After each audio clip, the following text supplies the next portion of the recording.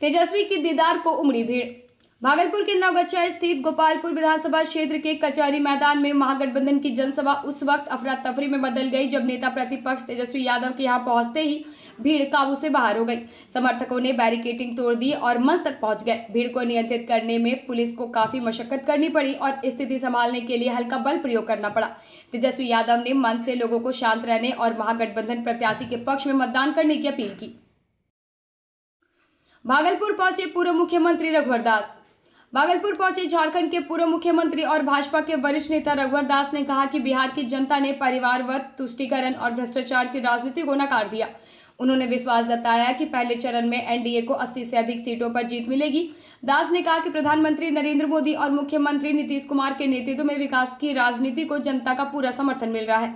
उन्होंने महागठबंधन पर निशाना साधते हुए कहा कि जनता अब जातिवाद और परिवारवाद नहीं, विकास की राजनीति चाहती है।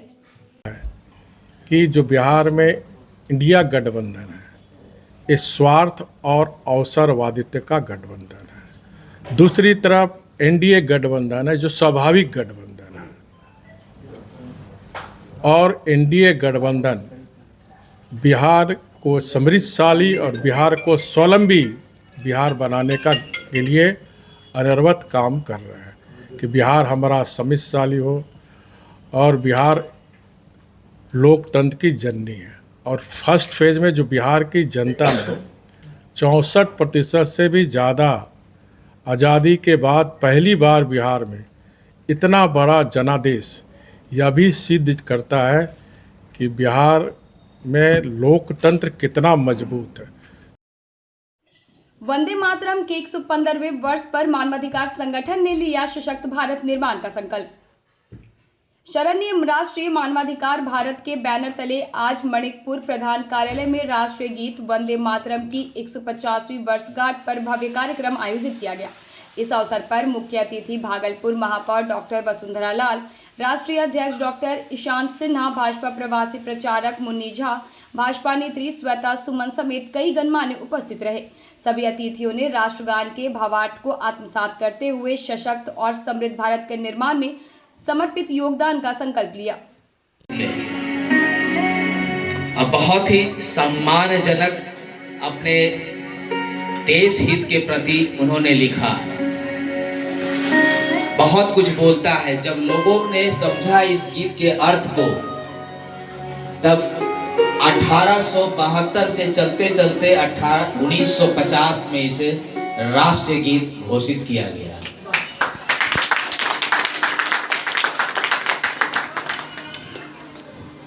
हम चाहेंगे श्वेता मैम से। कहलगांव में हॉट हुआ मुकाबला।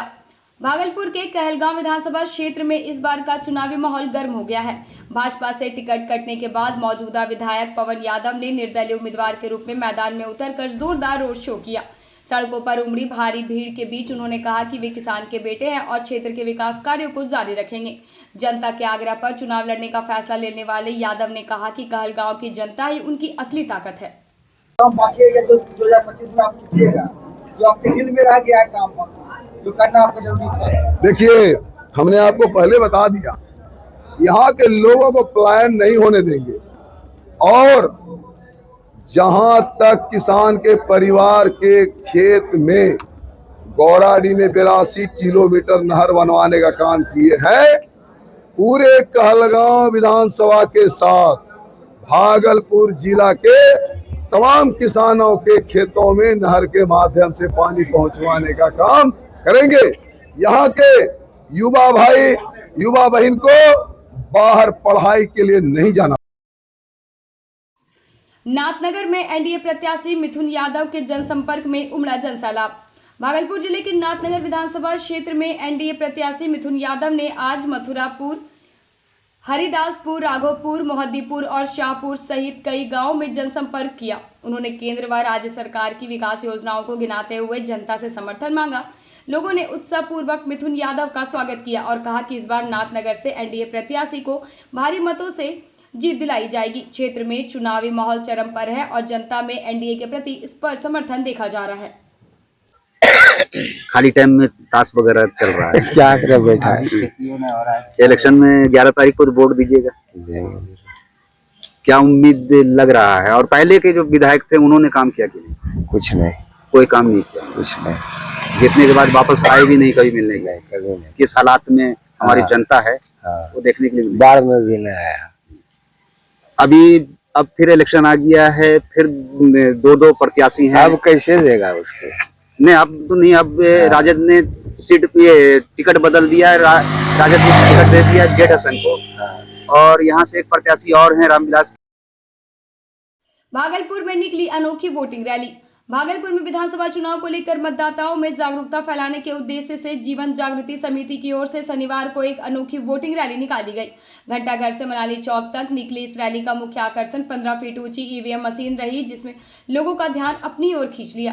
रैली ने 100% मतदान का संदेश देते हुए नागरिकों से लोकतंत्र के इस पर्व में सक्रिय भागीदारी की अपील की। अच्छा संदेश निकालने के लिए आज लगाई गई थी, जिसके अंतर्गत हमें बताया गया कि हमें अपने वोट का नोटा यूज नहीं करना है। जो भी नेता आपको अच्छे लगे, जो भी लीडर, उनको वोट दे। ये नहीं देखना है कि हमें तत्कालिक कितना लाभ मिला, हमें अगले 5 सालों में कितना कैसे लाभ मिल सकता है। वैसे नेता को चुनना है जो हद से ज्यादा आपके लिए काम करे, आपके तरफ पूरा में एकदम पूरा जितना हो सके उतना सहयोग करे आपको। ये नहीं कि तत्कालिक हमें 1000-2000 दे दिया उसको वोट दे देना है। और जितने भी लोग ये सोचते हैं कि हमें वोट देने से कोई फायदा नहीं है, वो भी ज्यादा से ज्यादा इसमें जन जागरूक होकर वोट दें। क्या कहिएगा जीवन जागृति? हाँ, जीवन जागृति। भागलपुर में कांग्रेस प्रवक्ता आलोक शर्मा का हमला।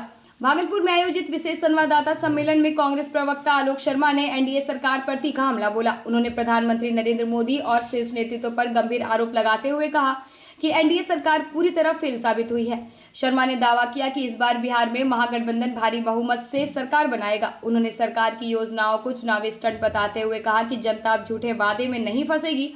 शर्मा ने बेरोजगारी, भ्रष्टाचार और महिला सुरक्षा जैसे मुद्दों पर सरकार की नाकामी गिनाते हुए कहा कि अब जनता असल मुद्दों पर जवाब चाहती है। से कुछ ना कुछ वोट बढ़ा है। पिछली बार कम वोट परसेंटेज था क्योंकि कोरोना का इम्पैक्ट था। अलग अलग एनालिसिस हैं, लेकिन जो सर्वमान्य एनालिसिस आ रहा है निकलकर वो ये आ रहा है कि जब भी ज़्यादा वोट परसेंटेज होता है, एंटी इनकम्बेंसी होती है और सरकार के खिलाफ वो वोट जाता है। ये ज़्यादातर रणनीतिकार मान रहे हैं, हम भी यही मान रहे हैं कि इस बार ये सरकार गई। महिलाएं और जीविका दीदी का इस बार ज्यादा परसेंटेज ऐसा पक्ष वालों को है।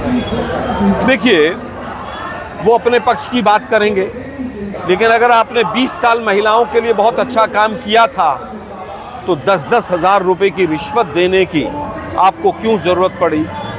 और अगर ये इतनी ही अच्छी योजना थी तो पूरे देश में क्यों नहीं लागू करते? मोदी जी गुजरात में ही कर लेते सबसे पहले।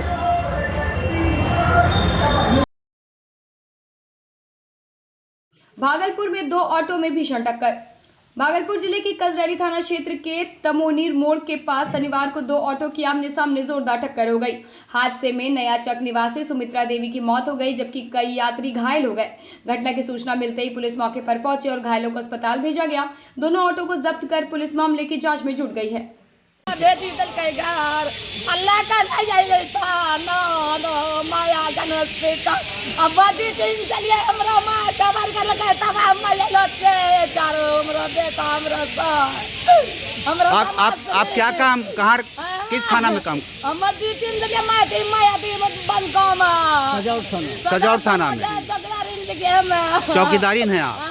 कुछ नहीं कर लगा गला कम रहती है तो मेरा माइक उड़ा कट लो। एक्सीडेंट जो हुआ तो पुलिस सिर्फ गाड़ी पे बैठा दिया चल वो ना मैं देखला चल के जा भेज दिया हम अपन न और जब भेज दिया करा हम अपन न और बाईपास पे घुरी गया तब हम माइक मम्मी लगा के गाड़ी करी लगा आइले।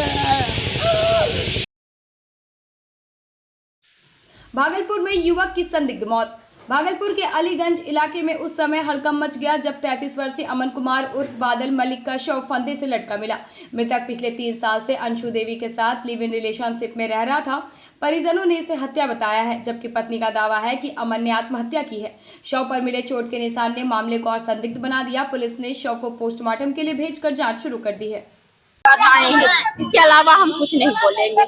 जब है ही नहीं सुनने वाला, किसको हम सुनाएंगे? सब तो अपने गाना गाने में बिजी है। कहता मार दिया, आपको जो करना है वो करिए, और हम जीत पे आटे हुए हैं। ये लोग बता रहे हैं कि 9 बजे तक इन लोगों से बात हुई है। हाँ, बात हुआ। हाँ, उसके तो बाद 10 हम बजे नहीं थे, बात हुआ तो हम दूसरा रूम में थे, वो दूसरा रूम में बात करता होगा। हम खाना बना रहे थे तो हमको बोला कि अंश खाना मत में बनाइए, पहले चाय बना। तो हम बोले अच्छा ठीक है, आपको हम चाहिए पहले पिला देते। तो हम चाय बनाए, वो पिया, हम पियास किया, भैया पिया।